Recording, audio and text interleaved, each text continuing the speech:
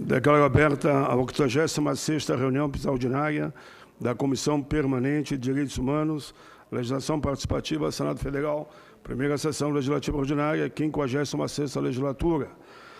A audiência pública será realizada nos termos do requerimento número 1 de 2019, de nossa autoria e de outros senadores dessa comissão, para discutir previdência e trabalho com foco no cálculo dos benefícios e regras de transição. Emerson Lemes, contador, professor, especialista em direito previdenciário e diretor do IBDP. Bom dia, senador. Bom dia, mesa. Bom dia, presentes. Bom dia, pessoal que nos assiste pela internet. Antes de a gente entrar no meu tema, senador, eu quero falar 1 minuto e meio sobre a minha vida. Eu sou perito contábil, eu trabalho para a justiça, consequentemente, sou convocado por advogados ou por juízes para fazer cálculos em processos judiciais. Processo judicial de qualquer monta que necessite de cálculo em algum momento. Eu estou colocando isso pelo seguinte, eu já ouvi nos corredores por aqui, comentários, que esse pessoal vai aí nas audiências falar para defender os seus clientes. Eu não tenho cliente. Eu sou um contador que atua como perito judicial. Por atuar na área previdenciária e estudar muito previdência, eu acabei no IBDP, hoje sou tesoureiro do IBDP, sou também segundo tesoureiro da Associação de Peritos Judiciais do Estado do Paraná. Venho atuando com Previdência já há mais de 10 anos e estudando Previdência há mais de 10 anos. Em 2010, eu fiz um estudo fazendo a seguinte conta, senador. Falei, se as contribuições dos trabalhadores fossem guardadas desde que ele começou a contribuir, e as contribuições do empregador em nome daquele trabalhador também fosse guardada, e tivesse um rendimentozinho de 0,5% ao mês, caderneta de poupança, então, a inflação mais 0,5% ao mês, um investimento que não é difícil conseguir no mercado. Como ficaria a vida previdenciária dessas pessoas? Então, lá em 2010, fiz um estudo, apurei essas contas, calculei a aposentadoria das pessoas, usei a expectativa de sobrevida para ver quanto tempo ela ia viver aposentada, quanto ia durar aquele dinheiro, se ia faltar, se ia sobrar, e cheguei a uns resultados muito interessantes. Fiz uma atualização disso e quis trazer aqui para vocês. Então, vamos andar, por favor, com a apresentação. Coloquei 2 segurados, ambos nascidos em 68. Ambos começam a trabalhar em janeiro de 84, aos 16 anos de idade. E eu quis usar os 2 limites, o máximo e o mínimo, porque todo trabalhador do regime geral estará entre esses 2 limites. Um vai passar os seus 35 anos trabalhando e recebendo um salário mínimo, e contribuindo sobre o salário mínimo. O outro vai passar o mesmo tempo, só que recebendo o teto e contribuindo sobre o teto. Empregados. Então, tem a contribuição do trabalhador e a contribuição patronal, a contribuição da empresa. Que, até 1991, essa contribuição patronal para fins de aposentadorias era 11,5%, 10% sobre a folha, mais 1,5% para custear o 13º, e em 91 passou a ser 20%. Fiz essa mesma conta, investi o dinheiro dessas contribuições, coloquei o INPC, que é a inflação nossa comum, mais 0,5% de rendimento ao mês, quer dizer, um investimento que rendesse 0,5% além da inflação. Em janeiro de 19, os 2 completam 35 anos e eu aposentei ambos, pelas regras atuais do regime geral de previdência. Os 2 têm uma expectativa de sobrevida de 29 anos e 8 meses. Eles vão ficar vivos após aposentados por 29 anos. Claro, são jovens, estão se aposentando com 51 anos de idade, o que muita gente acha um absurdo. Como vai se aposentar tão cedo? No final de semana eu conversava com um médico, tio meu, ele falava, mas não pode as pessoas se aposentarem tão cedo assim no Brasil, Emerson? Eu falei, vamos ver o mineiro de rampa, né? Vamos ver o mineiro de que eu já estava falando semana passada, uma outra audiência aqui. O mineiro subterrâneo, enfim. 15 anos no subsolo. 15 anos no subsolo e depois... E a própria Câmara reconhece que ele não pode ficar mais que 15 anos naquela situação. Só que vincular a idade. Ele vai ficar 19 anos sem emprego. Sem emprego. Ele não pode trabalhar no vivendo de vento. Exato. Até chegar na idade. É absurdo, né? Bom, os 2 aos 51 anos, só que eles não trabalhavam em mina, nada. Eram trabalhadores comuns. Serviço sem qualquer periculosidade ou qualquer insalubridade. Calculei o fator penitenciário dos 2, 0,59. Quer dizer, uma aposentadoria reduzidíssima. 60% da média no máximo. Dá, por favor? Calculei as contas. Como ficaria aquele que recebeu o salário mínimo, óbvio, vai se aposentar com o salário mínimo. Aquelas contribuições todas que ele fez, o empregador dele fez, e eu fui remunerando a 0,5% ao mês, deram um total de R$194 mil em valor presente, valor hoje. Ele vai receber salário mínimo por 29 anos e pouquinho, que é a expectativa de sobrevida dele. Só que o que eu fiz dali para frente? A partir do momento que o cara se aposentou, eu comecei a sacar daquela poupança formada a aposentadoria dele. O saldo que ficou lá rendeu 0,5%, o mesmo investimento. Quando ele morre, sobrou R$164 mil na conta. Eu quis dizer o seguinte, em nome desse trabalhador, nosso sistema não é capitalização, tá? Eu sei que isso aqui não acontece. Isso aqui é capitalização. O que eu quis dizer é o seguinte, em nome desse trabalhador, se investiu R$194 mil, e em nome desse mesmo trabalhador, está sobrando para o sistema, quando ele morre, R$164 mil em valor presente, em valor de hoje. Mas tem o rural que não contribui, tá? E sobrou dinheiro para pagar o rural. Beleza. E aquele outro que contribuiu no teto? Lembra que eram gêmeos, né? Os dois nasceram em 68, os dois começaram a trabalhar em 84, os dois se aposentaram em janeiro desse ano. O outro contribuiu no teto a vida toda. A aposentadoria dele vai dar R$3.200. Mas ele não contribuiu no teto, Emerson? Sim, mas lembra que tinha o fator previdenciário do 0,59, que arrebentou com a vida dele? R$3.200 de aposentadoria. As contribuições dele, mais do empregador, naquele mesmo sistema de acumulação, R$2 milhões. O curioso é que o rendimento desse dinheiro é mais alto que a aposentadoria dele. Então, todo mês a gente saca R$3.200 de aposentadoria, mas o saldo que ficou lá rende muito mais que isso. De maneira que, 29 anos depois, quando ele morre, em valores de hoje, ainda está sobrando 9 milhões nessa conta. Isso quer dizer que, primeiro, se investiu 2 milhões em nome dessa pessoa para ela se aposentar, e se o dinheiro fosse isso que você está dizendo, eu estou entendendo. Ninguém está devendo capitalização. Ninguém está devendo capitalização, porque alguém pode ser, tem razão. Pode querer distorcer. Você está provando só que não pode ter déficit. Não tem por que ter déficit, é só administrar direitinho. Só isso. É só administrar direitinho que sobra dinheiro. Por que vocês acham que os bancos estão loucos para pegar a Previdência? Gente, banco não joga dinheiro fora, o banco não rasga dinheiro. Eles estão loucos para pegar esse negócio porque eles sabem administrar. Eles sabem que bem administrado dá um lucro enorme. E nós vamos entregar esse lucro para eles, assim, de mão beijada. Próxima tela, por favor.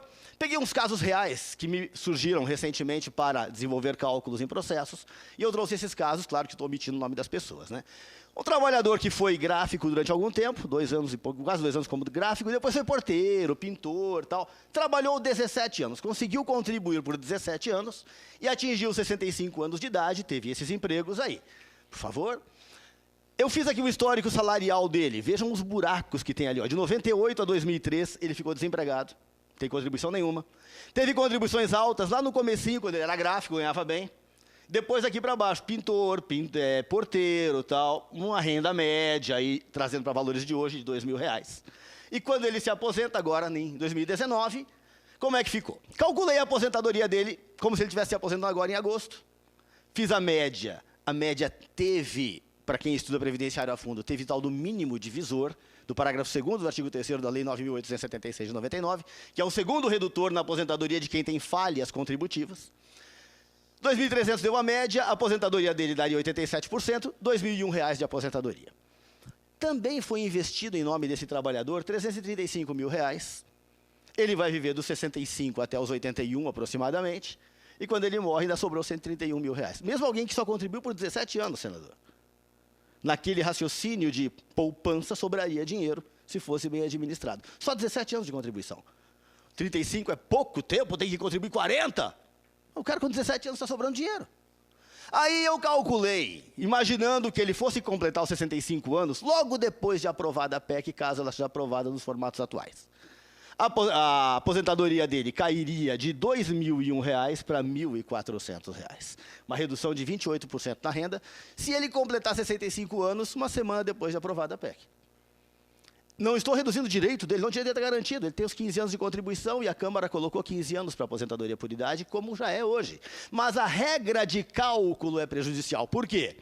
Quando eu fiz aquela média, deu R$2.300, alguns salários baixos foram tirados da conta para melhorar a média dele. Os 80% maiores significa que 20% baixos ficam fora. Agora vai ser feita a média de todos, a média caiu de 2.300 para 2.226. A média foi reduzida pela nova regra de cálculo. O segundo problema, o coeficiente da aposentadoria. Ele, na regra atual, a aposentadoria por idade é de 70%, mais 1% para cada ano completo que a pessoa tenha contribuído. Como ele contribuiu por 17 anos, 70 mais 17, ele vai receber 87% da média. Na regra nova, a média dele vai ser 60%, mais 2% para cada ano que ultrapassar os 15 de contribuição. Além dos 15, ele trabalhou 17, ele teve 2 anos só. Então, o percentual cai de 87% para 64% e está o segundo tombo. A pessoa é prejudicada 2 vezes. Na média, que foi reduzido de 2.300 para 2.200, a dele deu uma redução pequena, tem casos que a redução é bem maior. E no coeficiente do benefício, que caiu de 87 para 64, a redução real na renda 28,8%. Não é uma redução pequena, é 30% a menos praticamente. Vamos ao próximo caso. Eu coloquei 6 casos aqui, uma vez vai dar tempo de eu mostrar todos eles. Uma aposentadoria especial. Esse cara foi gráfico no Rio de Janeiro, trabalhou em uma gráfica lá por 28 anos. O especial teria que trabalhar 25, mas ele aguentou 3 anos a mais na gráfica. Trabalhou acima do limite de tolerância, a aposentadoria seria de 25 anos, como é que fica a história dele? Por favor, essa foi a remuneração dele. Fiz aqui um gráfico mostrando como foi a ondulação da coisa. Lá em 94 ele tinha os salários mais baixos, em 2003 também teve uma renda um pouco mais baixa, e teve uma renda média de 5 mil. Ele ganhava bem, perto do teto da Previdência. Cálculos hoje, ele foi aposentado com R$ 5.500, esse camarada. Ele tinha renda boa, teve alguns salários baixos que foram descartados, nos 20% de descarte que nós temos hoje. Tinha acumulado 1.300.000, sobraria 2 milhões depois que ele viesse a óbito, caso fosse aquela poupança que a gente conversou. Se ele completasse os 28 anos de contribuição, ou os 25 de contribuição, ou fosse requerer sua aposentadoria após aprovada a PEC. Primeiro, ele não poderia se aposentar porque não tem idade. Para o especial de 25 anos, a idade mínima é 60 anos, ele ainda não tem 60, só terá em 2025, ele está com 52 anos, 54 anos, perdão. Ele vai ter que continuar no mesmo emprego, porque ele vai passar fome. Vai trabalhar 33 anos na gráfica, senador. A tolerância para ruído não é 25 anos? Ele vai ter que ficar 8 anos a mais, porque ele não tem idade. Ah, não, mas ele vai trabalhar em outra coisa. Ele não sabe fazer outra coisa. Foi gráfico a vida inteira. Salário de benefício, a média dele cai de 5.500 para 5.300. Só para ter um raciocínio, né? E num país onde tem mais de 13 milhões de desempregados. Ele vai arrumar um emprego fácil, né? Tem sobrando vaga para ele. A renda mensal de 5.500 cairia para 4.600 nas novas regras, porque a média é piorada e o percentual também, porque como ficou a regra de percentual para ele? 60% aos 20 anos de contribuição e mais 2 para cada ano que passar. Ele vai trabalhar 33 anos, 13 anos além, 13 vezes 2, 26, 60 mais 26, 86%, 4.600. Veja, ele vai trabalhar 7 anos a mais e vai receber 16% a menos. Legal, né?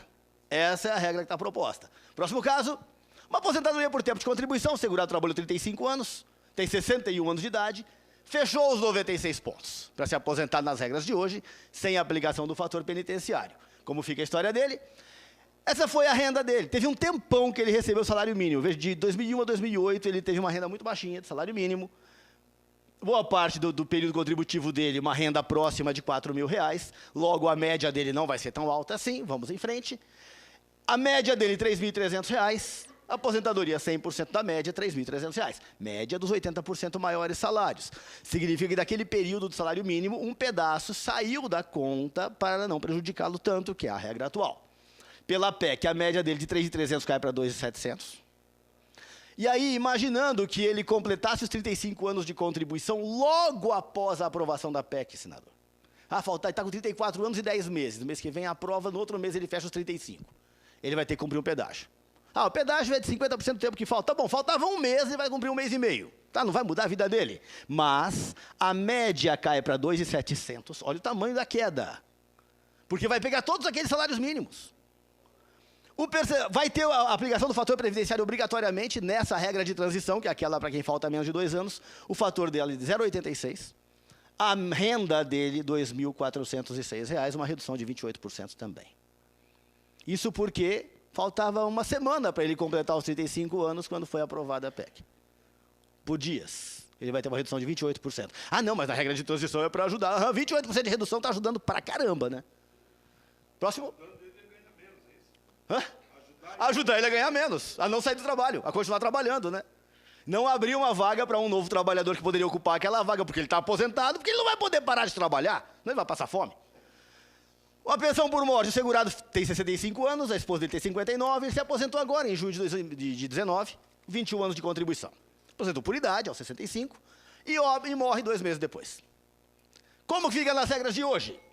Ele fez uma média de 2.300, como foi uma aposentadoria por idade, para quem trabalhou 21 anos a 91%, R$ 2.093 de aposentadoria.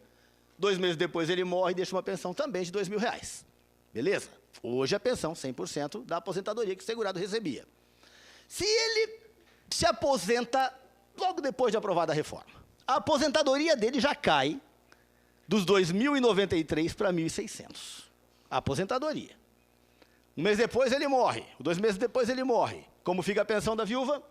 60% dessa aposentadoria, R$ 961. Pode ser menor que um salário mínimo a pensão? Pela regra aprovada, pela regra que está na mesa dos senhores por enquanto, se ela tiver alguma outra fonte de renda, sim.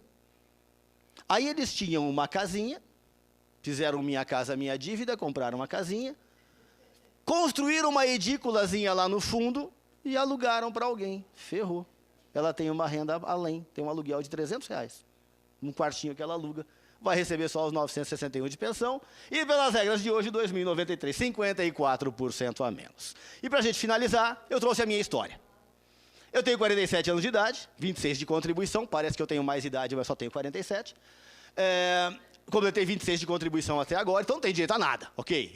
Hoje eu não tenho direito a nada, tenho direito a trabalhar e contribuir. Também não me vejo aposentado, mas, a despeito disso, eu teria direito à aposentadoria, pelas regras atuais, aos 56 anos de idade, quando eu vou completar 35 de contribuição. Espero continuar contribuindo, eu já venho contribuindo no teto há alguns anos.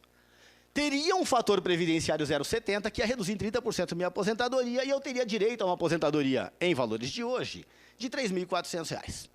Essa seria a minha aposentadoria em 2028, quando eu completar 35 anos de contribuição, pelas regras de hoje. Ou eu espero um pouco mais, fecho os 100 pontos em 2032, quando eu já terei 40 anos de contribuição, e teria uma aposentadoria de R$ 5.000. Não sei se compensa eu esperar 4 anos para receber entre 3.400 e 5.000, acho que vai compensaria, né? Mas e pelas regras novas, como é que vai ficar a minha história? Eu só vou poder me aposentar em 2035, aos 63 anos de idade, porque nenhuma regra de transição me é favorável. Eu vou ter que fechar os 105 pontos, senão não teria direito à aposentadoria. E vou ter 100% na média, porque eu vou ter 40 anos de contribuição, né? Ter mais de 40 anos de trabalho até lá. E vou ter uma renda estimada de 4.400. Veja que pela regra atual, em 2032 eu receberia 5.000. Pela regra nova, só em 2035, 4.400. O Estado me deu uma expectativa quando eu comecei a trabalhar, lá em 87, de que eu contribuiria, trabalharia e teria uma aposentadoria digna. Eu, de novo, senhores, depois que eu olhei e fiz essas contas todas, eu fiz essas contas ontem, eu pensei, o que eu estou fazendo pagando no teto? Eu devia baixar o prolabore da minha... Hoje eu tenho uma empresa de perícias, então eu tenho um prolabore na minha empresa, que é o teto da Previdência. Eu devia baixar o meu prolabore para um salário mínimo e pegar o dinheiro que está sobrando e entregar para a Betina investir para mim. A Betina é aquela moça que pegou R$ 1.000 e virou 1 milhão, né? Tá nas redes sociais. Mentira, ela investiu todos os meses, eu conheço a história dela é séria. Mas eu poderia investir na empresa que ela tem lá e ia ganhar muito mais dinheiro do que dando dinheiro para a Previdência, que vai só retardar a minha aposentadoria cada vez mais. Eu investirei R$ 2 milhões nessa brincadeira, eu e meus empregadores, até eu me aposentar, vou ter uma poupança de 2 milhões. E se eu receber 4.400, vou receber por uma expectativa de vida de menos de 20 anos, porque a nossa expectativa está batendo em 81, 82 hoje. E se esse dinheiro fosse investido, quando eu morrer, ainda ia deixar 4 milhões no cofre. Gente, são casos bem interessantes, casos reais, quis terminar com o meu, agradecendo demais ao tempo que nós tivemos para fazer essa exposição e espero que tenha esclarecido vocês da confusão que está se fazendo, gente. Muito obrigado.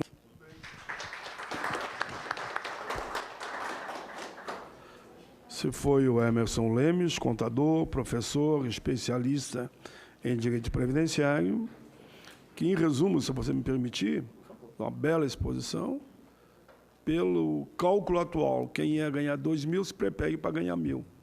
Sim. Só não pagar menos salário mínimo se nós conseguirmos, inclusive, mudar a redação. Senão vai ter casos que pode ser um pouquinho menos que o salário mínimo.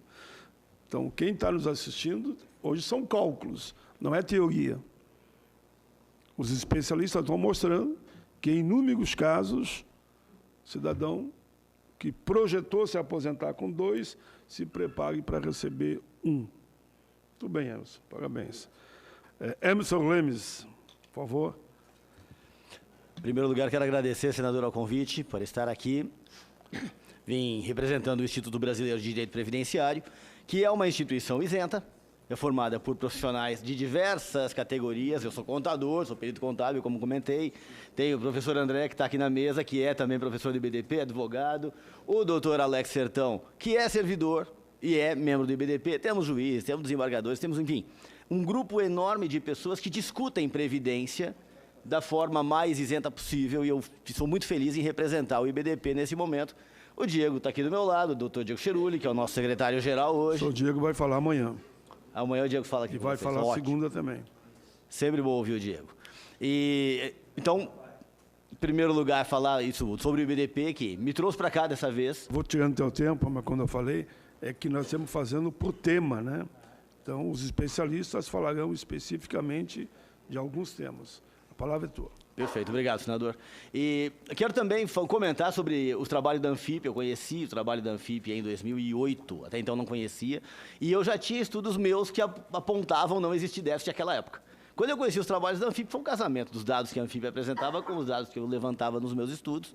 Fechou, falei, realmente, até aquele momento não havia o que discutir em termos de déficit no sistema. E um comentário que foi feito, que alguém na mesa falou disso, me desculpem agora qual foi dos membros, mas sobre o artigo 250 e o artigo 249 da Constituição, que tratam dos fundos poupadores. Foram criados em 98, com a intenção de se usar recursos das privatizações para formar um fundo, mas só foi criado definitivamente por lei complementar em 2002, que foi a lei da responsabilidade fiscal, e que já distorceu completamente a formação do fundo, e de fato ele acaba sendo implantado apenas em 2014. Quer dizer, talvez se tivéssemos implantado o fundo do regime geral lá em 2002, que fosse, quando promulgada a lei de responsabilidade fiscal, teria um fundo para cobrir toda essa bomba que o governo desenha, que está se aparecendo, enfim. Por fim, mostrando os números que eu mostrei antes, fazendo esses pequenos comentários, se o sistema fosse bem administrado, nós não estaríamos aqui discutindo isso. Esse é o ponto principal que eu coloco. Com relação às perguntas, eu quero só destacar uma delas que eu escutei, que eu consegui pegar, porque foram tantas perguntas, a gente não consegue assimilar todas elas. Alguém perguntou como é que fica a aposentadoria da dona de casa que nunca contribuiu. Dona de casa que nunca contribuiu, nunca teve aposentadoria, continua não tendo. E vai continuar não tendo. Não mudou nada, então, para dona de casa que nunca se aposentou, tá bom? Para o que nunca contribuiu. Dona de casa que contribui na condição de facultativo, pelo menos por enquanto não mudou nada. Espero que não mude. Ok? É isso. Muito obrigado mais uma vez, senador, pelo convite. Emerson Lemes.